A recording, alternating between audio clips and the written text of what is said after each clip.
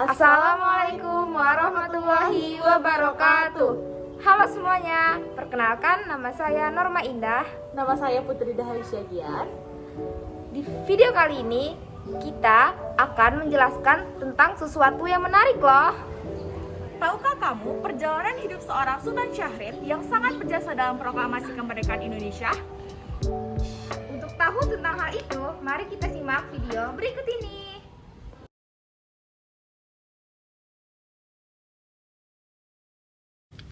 Julukannya Bung Kecil, namun sumbangsih perjuangannya untuk Indonesia sebesar nyalinya. Salah satunya adalah melawan rasa dilema ketika ia berdiri di antara sahabatnya yang punya pendapat berbeda. Ia sempat bimbang, tapi pada akhirnya berdiri tegak dengan satu keyakinan. Ia mencintai Republik lebih dari apapun. Inilah kisah hidup Sultan Syahrir, sosok lincah ahli diplomasi yang percaya bahwa hidup yang tak dipertaruhkan tak akan pernah dimenangkan. Syahrir lahir dari pasangan Muhammad Rasad dengan gelar Maharaja Sultan bin Leman dan gelar Sultan Palindih dengan ibunya Putih Siti Rabiah. Ia lahir di Padang, Sumatera Barat pada 5 Maret 1909. Masa kecil Syahrir adalah idaman semua anak pribumi. Keluarganya hidup sejahtera, membuat Syahrir bisa sekolah di tempat terbaik pada saat itu. Semua hobi pun ia jajal, dari mulai bermain bola, ikut klub debat politik, atau berakting di atas panggung teater. Syahrir mengenyam pendidikan di sekolah dasar ELS dan sekolah menengah Mulo terbaik di Medan. Pada 1926, ia selesai dari Mulo lalu masuk sekolah lanjutan atas AMS di Bandung. Di sekolah itu, dia bergabung dalam Himpunan Teater Mahasiswa Indonesia Batovis sebagai sutradara, penulis skenario, dan juga aktor.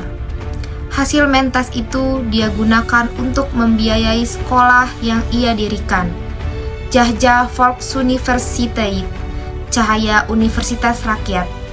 Di kalangan siswa sekolah menengah AMS Bandung, Syahrir menjadi seorang bintang. Syahrir bukanlah tipe siswa yang hanya menyibukkan diri dengan buku-buku pelajaran dan pekerjaan rumah. Ia aktif dalam klub debat di sekolahnya. Bintang kelas yang tidak bisa diam itu lalu meneruskan hobi diskusi dan berdebatnya ke kampus di Belanda, yaitu Fakultas Hukum Universitas Amsterdam. Belajar ilmu hukum yang memang mengalir di darahnya.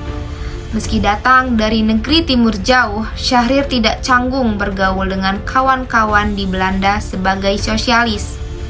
Selain menceburkan diri dalam sosialisme, Syahrir juga aktif dalam Perhimpunan Indonesia yang ketika itu dipimpin oleh Muhammad Hatta. Kerjaannya menonton opera dan berdiskusi pemikiran kiri Eropa, tapi semua itu berhenti sejenak ketika di tengah kuliah. Kondisi keuangan keluarganya tiba-tiba menurun. Ia harus menumpang di rumah kawannya yang seorang aktivis. Di sini ia bertemu dan dekat dengan Maria, istri dari sang kawan. Lama-lama bunga cinta bermekaran dan mereka saling jatuh cinta. Tapi kisah mereka hanya bertahan sebentar. Syahrir mesti pulang. Negaranya memanggilnya. Dan perjuangan Syahrir pun dimulai. Pulang dari Belanda pada penghujung tahun 1931, perjuangan kemerdekaan ia coba melalui berbagai cara. Syahrir segera bergabung dalam organisasi Partai Nasional Indonesia atau PNI baru yang pada Juni 1932 ia ketuai. Bersama Hatta, Syahrir mengemudikan PNI baru sebagai organisasi pencetak kader-kader pergerakan. Syahrir juga menahkodai partai politik, membajak frekuensi radio, sampai mendesak proklamasi untuk segera dilakukan. Pada masa pendudukan Jepang, Syahrir membangun jaringan gerakan bawah tanah anti-fasis. Pada 15 Agustus 1945, Jepang menyatakan menyerah tanpa syarat kepada sekutu. Orang yang pertama kali mengetahui berita kekalahan Jepang pada masa Perang Dunia Kedua adalah Sultan Syahrir. Berita kekalahan Jepang pada masa Perang Dunia Kedua awalnya berusaha ditutupi tetapi berhasil didengar oleh Sultan Syahrir setelah mendengarkan berita dari stasiun yang dilarang pada saat itu. Selama Perang Dunia Kedua, Sultan Syahrir selalu mengikuti perkembangannya dengan cara sembunyi-sembunyi mendengarkan berita dari stasiun luar negeri. Setelah mengetahuinya, Sultan Syahrir langsung menghubungi Khairul Anwar dan menyebarluaskan informasi tersebut kepada para pemuda pejuang pro kemerdekaan. Sultan Syahrir juga langsung menginfokan kabar tersebut kepada Muhammad Hatta, akan tetapi reaksi yang ia dapatkan tidak seperti yang ia harapkan. Muhammad Hatta sempat tidak mempercayai hal tersebut dan memilih untuk menunggu kepastian bahwa Jepang memang betul-betul kalah. Merasa kecewa, Sultan Syahrir memilih pola pergerakan yang non-kooperatif dengan menggunakan gerakan bawah tanah untuk merebut kekuasaan dari tangan Jepang. Sultan Syahrir dan para golongan muda lainnya mendesak Soekarno dan Hatta untuk segera memproklamasikan kemerdekaan Indonesia. Usahanya bersama para golongan muda lainnya berhasil membuahkan hasil. Kemerdekaan Indonesia berhasil kita nyatakan. Akan tetapi saat itu Indonesia bagaikan bayi prematur yang belum siap melihat dunia.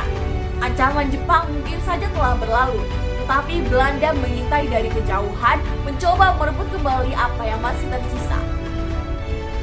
Di tengah kekalutan, Sultan Syahrir hadir sebagai penyeimbang.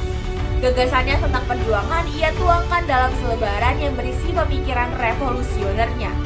Perjuangan kita judulnya. Sebuah tulisan yang meluruskan lagi arah revolusi. Tulisan ini melambung namanya. Sultan Syahrir kemudian ditunjuk sebagai Menteri Indonesia yang pertama. Ketika agresi Belanda terjadi, Sultan Syahrir tampil sebagai utusan di berbagai perundingan, menjaga Indonesia tetap utuh dan bersatu. Sultan Syahrir adalah pejuang borjuis, aktivis sosial yang hobi berdansa dan berpenampilan menarik. Akan tetapi, walaupun ia berpenampilan menarik, tetapi dia mempunyai pemikiran yang sangat tajam. Diplomasinya mampu meyakinkan dunia bahwa tanah air Indonesia telah merdeka. Semua itu ia pelajari dari intelektual pendiam, pencinta buku, kakak senior yang berwajah serius yang ia temui di Belanda, yaitu Muhammad Hatta. Pada tahun 1955, PSI gagal mengumpulkan suara dalam pemilu pertama di Indonesia. Setelah kasus PRRI tahun 1958, hubungan antara Sultan Syahrir dan Presiden Soekarno memburuk sampai akhirnya PSI dibubarkan pada tahun 1960. Pada tahun 1960 sampai 1965, Sultan Syahrir ditangkap dan dipenjarakan tanpa diadili sampai menderita stroke.